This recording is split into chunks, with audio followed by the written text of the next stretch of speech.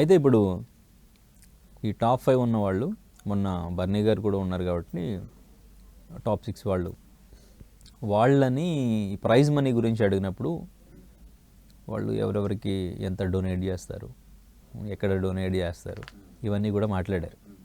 బేసిక్గా ప్రతి సీజన్లోనూ ఇదే జరుగుతుంటుంది. ప్రైజ్ మనీలో డొనేషన్ గురించి ఎక్కువగా మాట్లాడతారు ప్రతి ఒక్కళ్ళు. ఇమాన్యుయల్ ఒక్కడే వాళ్ళ ఫ్యామిలీకి సంబంధించి మొత్తం ఫినాన్షియల్గా నాకు సెట్ అవ్వాల్సింది, చేయాల్సింది చాలా ఉందని మాట్లాడారు. దాని మీద మీ ఒపీనియన్ ఏంటి? ప్రతి సీజన్లో చెప్తారు, వాళ్ళందరూ నిజంగానే తర్వాత అది చేస్తారా లేదంటే కెమెరా ముందు చెప్పాలని చెప్తారా?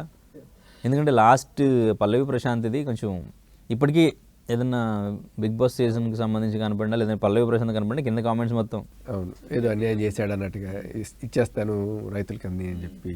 సో మీ ఒపీనియన్ ఏంటి? వాళ్ళు అలా డొనేట్ చేస్తానని ప్రతి ఒక్కరు ఎక్కడైతే ఓటింగ్లు ఉంటాయో అక్కడ వాగ్దానాలు ఉంటాయి, ఎక్కడైతే వాగ్దానాలు ఉంటాయో అక్కడ మోసాలు. రాజకీయ నాయకుల దగ్గర నుంచి కంటిన్యూ అవుతుందా, పరంపర కొనసాగుతుందా? సో అదేదో నాయన ప్రతినిధి అంటే ఎవరినైనా అంటే ప్రతినిధిని కాజేసేవాడే ప్రతినిధి అంటే. You don't need to say నేను మొత్తం నేనే హ్యాపీగా పోయి వరల్డ్ టూర్ వేసుకొస్తాను అన్నంత మాత్రాన నీకు ఓటింగ్ ఏమీ తక్కువైపోతుంది. అబ్బా నిజంగా కనీసం నిజమైన చెప్పాడరా అని చెప్పి ఇది ఉంటుంది తప్ప నేను వాళ్ళకి డొనేట్ చేస్తాను వీళ్ళకి డొనేట్ చేస్తాను అన్నంత మాత్రాన నీకు ఓట్లు పడతాయి అనుకోవడం కూడా కరెక్ట్ కాదు. మేబీ ఒక పర్టికులర్ సెక్షన్ ఆఫ్ పీపుల్ని టార్గెట్ చేసి వాళ్ళకి నేను ఖర్చు పెడతాను అని చెప్తే ఆ పర్టికులర్ కేటగిరీ వాళ్ళు నీకు ఓటేసే ఛాన్స్ ఉంది. ఫర్ ఎగ్జాంపుల్ మేబీ ఒక పర్టికులర్ వర్గానికి ఆడవాళ్లలో, అది కూడా ఒంటరి మహిళలు, ఇలాంటి వాళ్ళకి ఎవరికైనా సరే ప్రభుత్వం ఎట్లాగో స్కీమ్లు ఇస్తుంది కాబట్టి అలాంటి వాళ్ళకి నేనేదో నా దాంట్లో 50% నేను ఇద్దాం అనుకుంటున్నాను అన్నప్పుడు ఓకే, అటువంటి వాళ్ళ ఓట్లు పడే అవకాశం ఉంది నమ్మితే.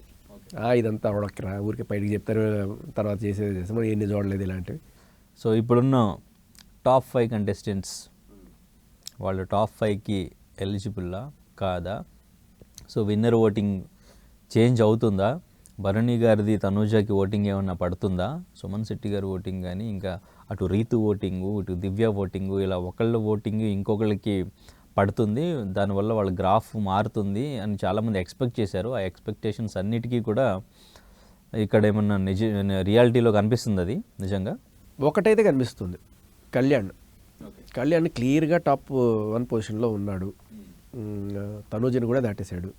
2 వారాలు నామినేషన్లో లేకపోయినా కూడా తను దీంట్లో ఉన్నాడంటే నెక్స్ట్ ఇంకా గట్టిగా పెరుగుతుంది, ఇంకా పోను.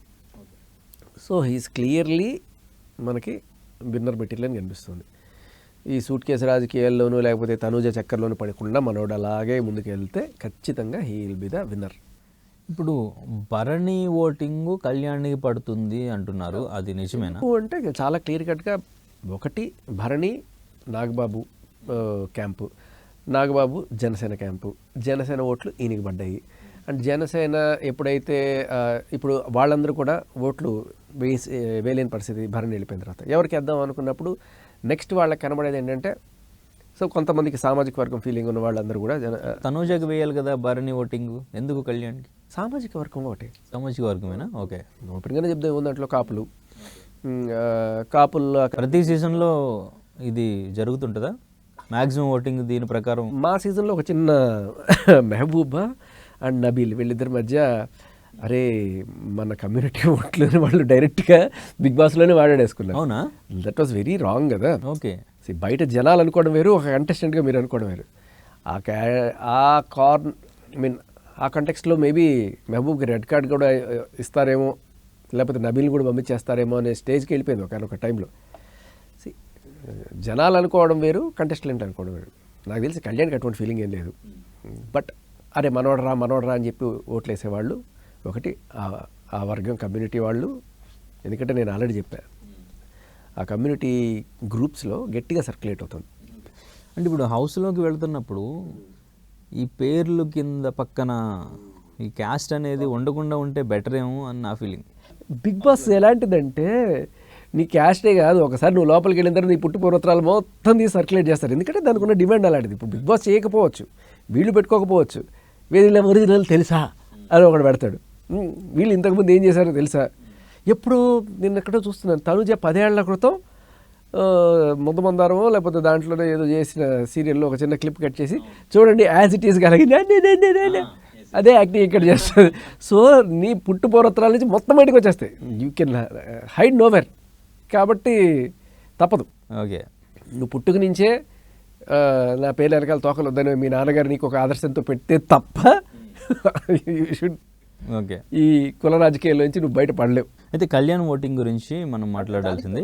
ఈ కులం పార్టీ దీనికి తోడు భరణి ఓపెన్గానే yes Kalyan is the winner అని ఆయన ఎప్పుడైతే చెప్పాడో దాని ఇండైరెక్ట్ మెసేజ్ ఏంటంటే నా ఫ్యాన్స్ అందరూ కూడా కళ్యాణ్కి ఓట్ వేయండి అని. అలాగే భరణి అన్న చెప్పాడు మనం వేద్దాం అని వెళ్ళిపోతారు.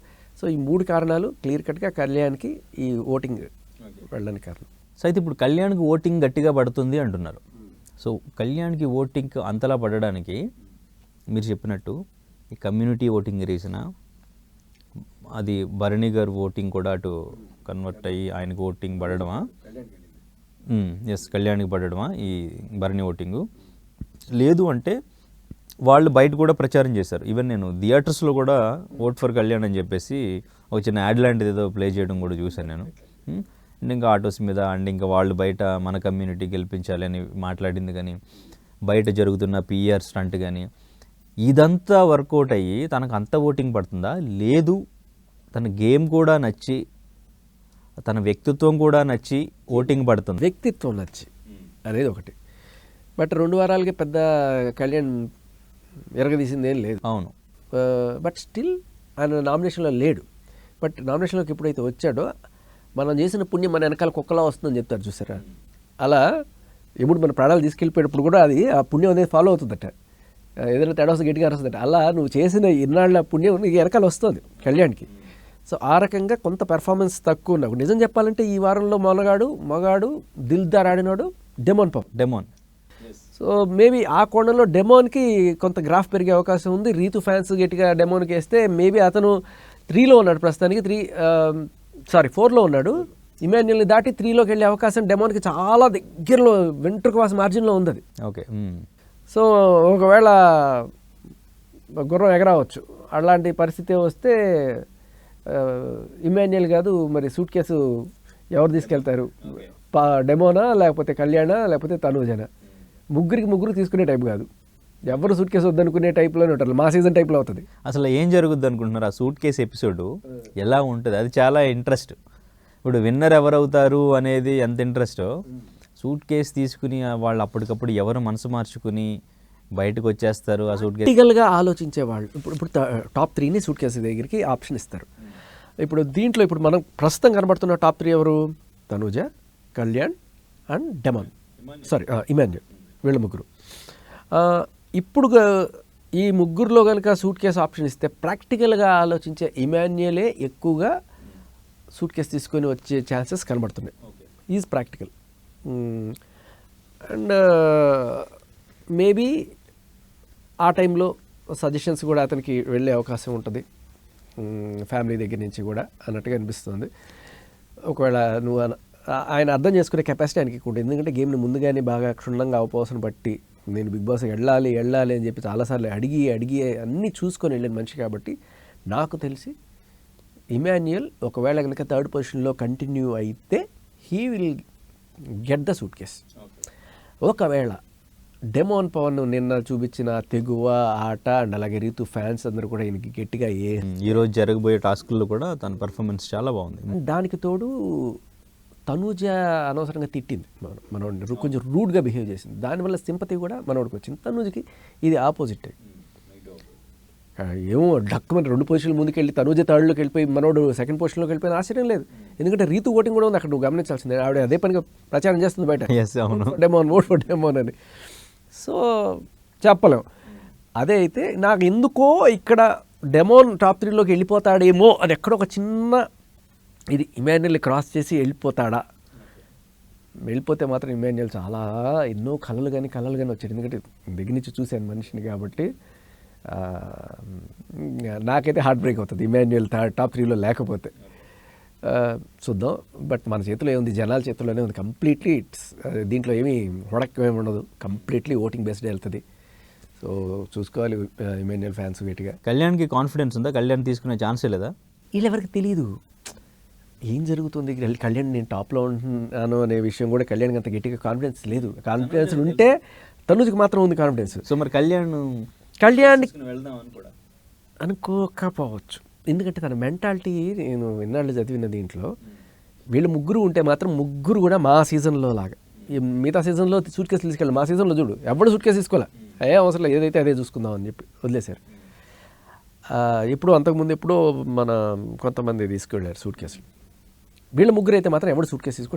ఇది నా ఘంటాపదంగా చెప్తున్నా. ఒకవేళ ఇమాన్యుయల్ కనుక లోపలికి వెళ్తే టాప్ 3లో ఖచ్చితంగా ఇమాన్యుయల్ సూట్ కేసు పట్టుకొస్తాడు. అండ్ వీళ్ళిద్దరిలో ఒకళ్ళు విన్నరు ఒకళ్ళు రన్నర్ అయ్యే అవకాశం ఉంది. దాంట్లో most likely Kalyan is the winner and Tanuja is the runner.